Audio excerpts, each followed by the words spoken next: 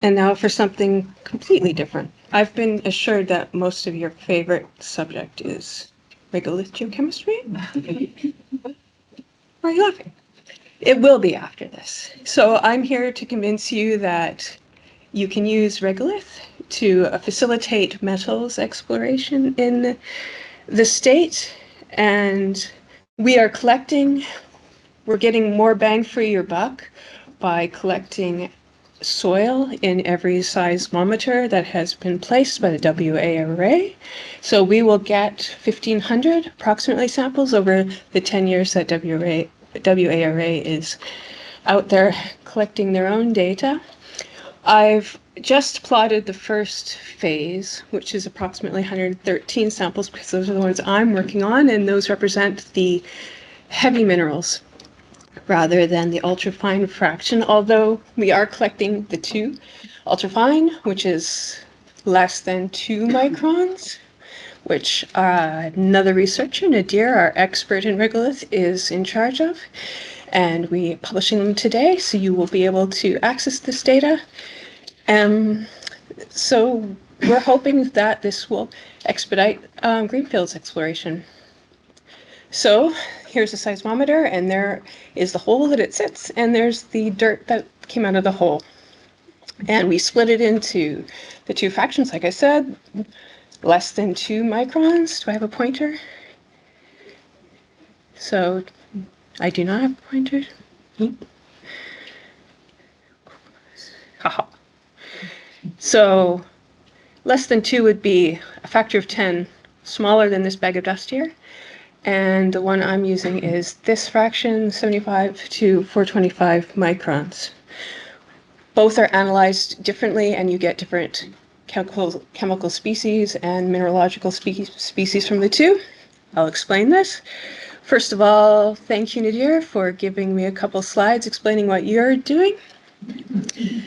And so we have more information coming out of the ultrafine fraction, because she's got phase 1 and phase 2 data, including 538 samples.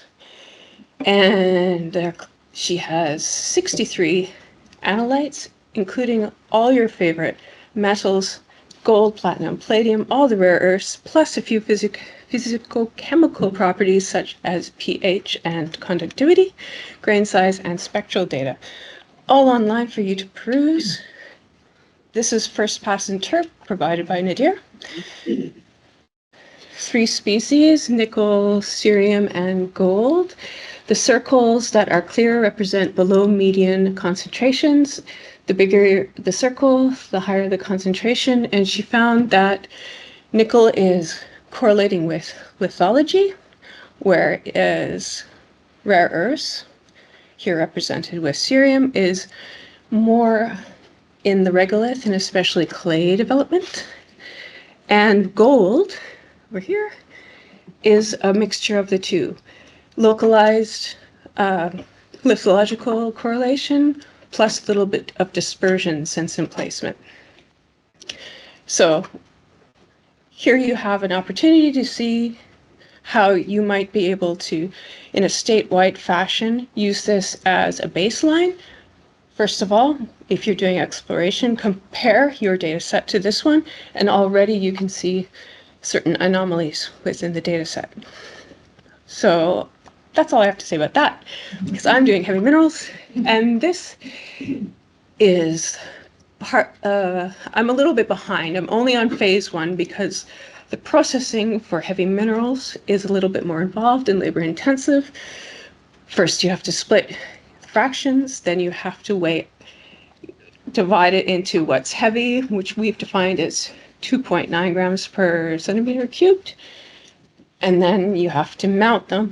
And we analyze these through TEMA, which is a combination of backscatter imaging and energy dispersive spectrometry in order to identify phases or minerals within these 2.5 centimeter pucks.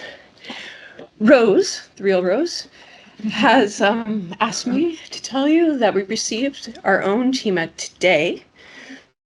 So we will be able to analyze these pucks a little bit quicker because we have a capacity to measure 41 pucks at once, and with 4 EDS spectra detectors, you can do one of these pucks in an hour or less.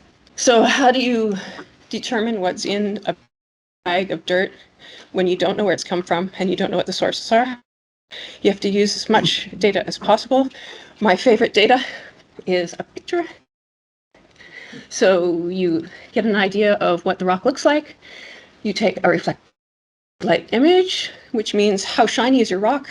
So if you're a little bit unsure as if you have a sulfate versus a sulfide. If it's shiny, it's a sulfide. If it's not shiny, sulfate, for example. And then here's a BSE image, which is an image showing average atomic mass. So the brighter the spot, the heavier it is. And we want heavy minerals because it usually means something that we can exploit. So if you're uncertain if you have a barium versus titanium mineral, if it's really, really bright, it's a barium mineral. If it's dark, it's a titanium mineral. And here's our end product.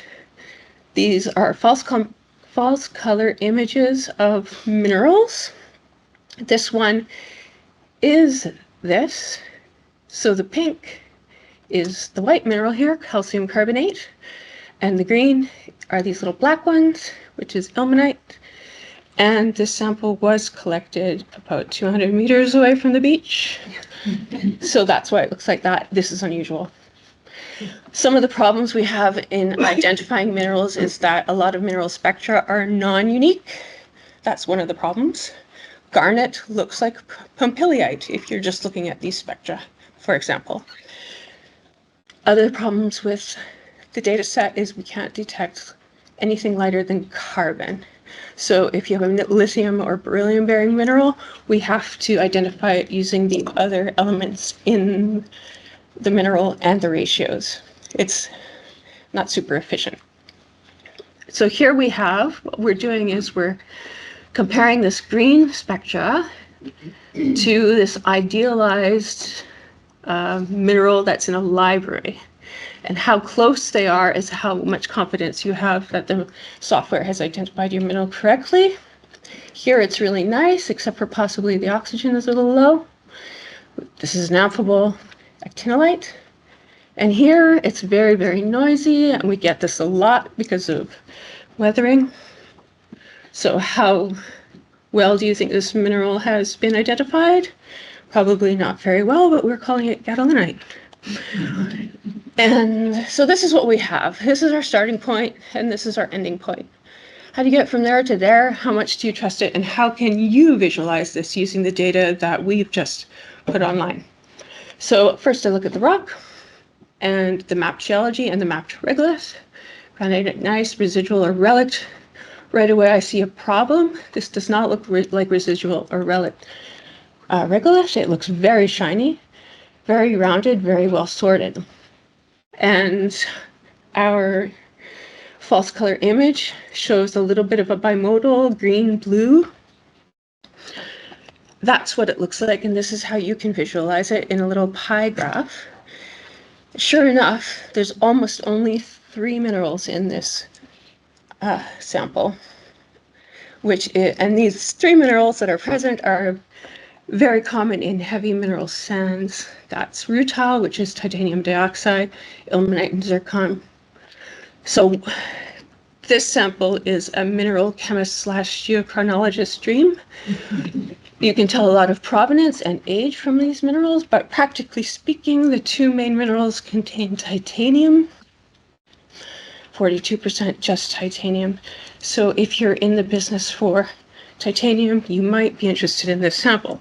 What else can you tell? Fresh versus weathered.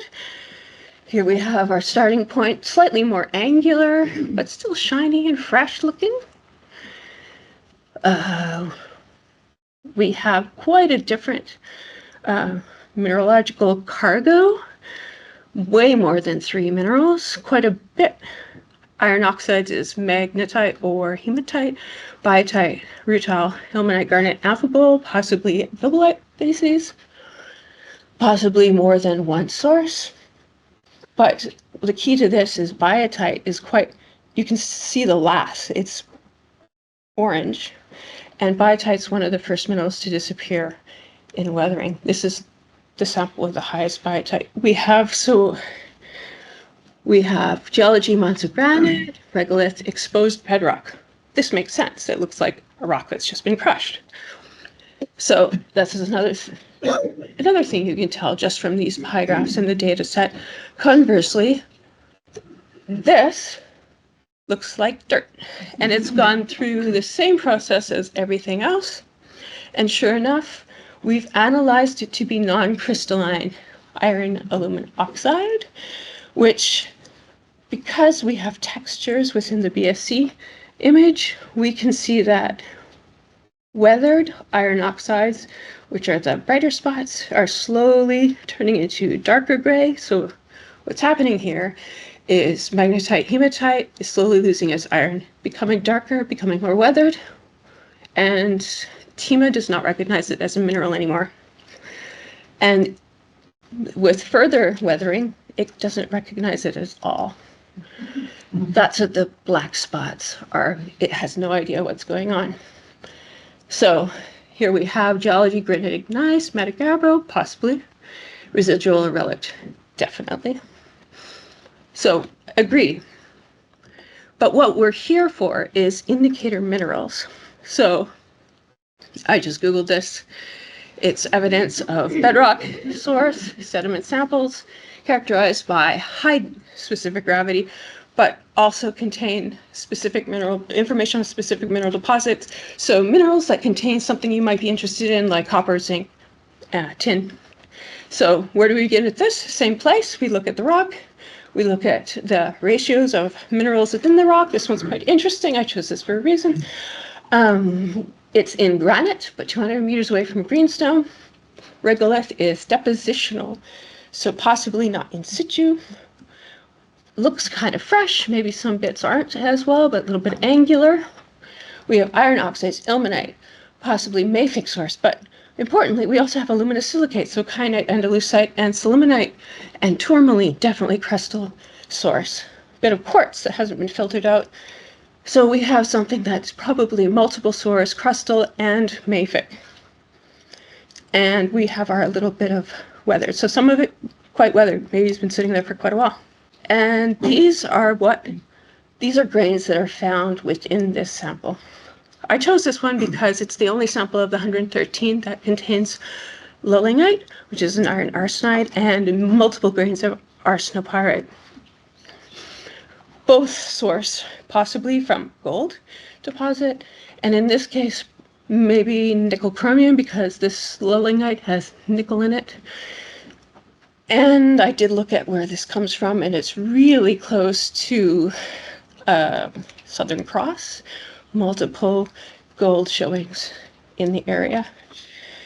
And then we also have a lot of copper oxide. If something has been sitting out in the oxygen for quite a while, this is something expected. But interestingly, we also just have copper, native copper, and even more of tungshinite, which is copper zinc alloy. That's just in this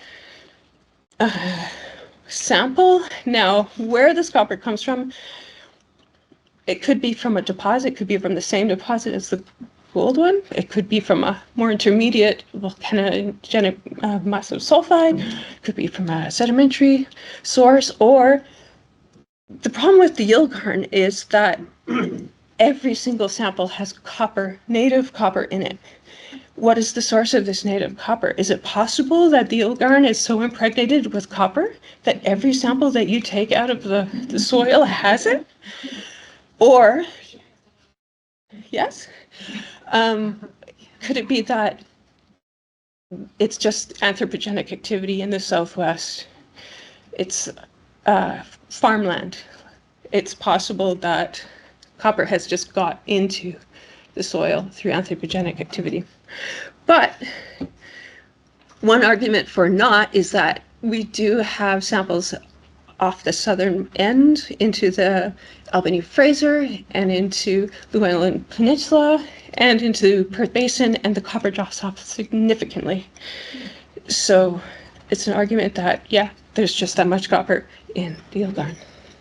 Same sample though, we have 4 different minerals, all 4 contain niobium tantalum. Completely different source. This is indicative of a granitic pegmatite or a carbonatite.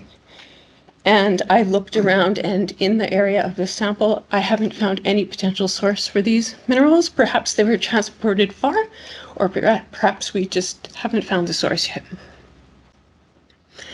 So, a bit of a mystery to look into. Lastly, my favorite, also unusual, 68% garnet. I was a little bit worried when I saw this because I thought, that's not garnet. But it is grossular, so calcium alumina garnet, almost no iron, in fact, mostly no iron, so quite light, which is good. Why did I choose this one?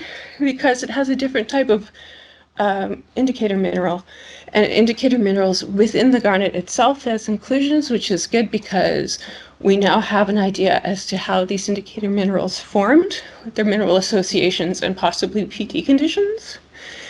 And maybe you haven't seen this, you did find silver as an inclusion in this garnet, which I didn't expect. And so I got my Googling fingers out again and Googled silver inclusion in garnet, and what comes up? Broken Hill. So if you've never heard of Broken Hill, I don't think that's possible in Australia, but it is the largest lead, silver, zinc mine in the world. Is this a coincidence? Probably, maybe. So I'm going to leave it with that. This data is all online now, and in the future we'll be reporting visually on this with abundances, correlations between indicator minerals, whether you can predict any of these minerals based solely on the ratios of the bulk mineralogy, looking into correlations between the ultrafine fraction and the heavy mineral fraction, and truthing our geology regolith mapping. How well does it correlate with what we've just picked up in the regolith? That is it.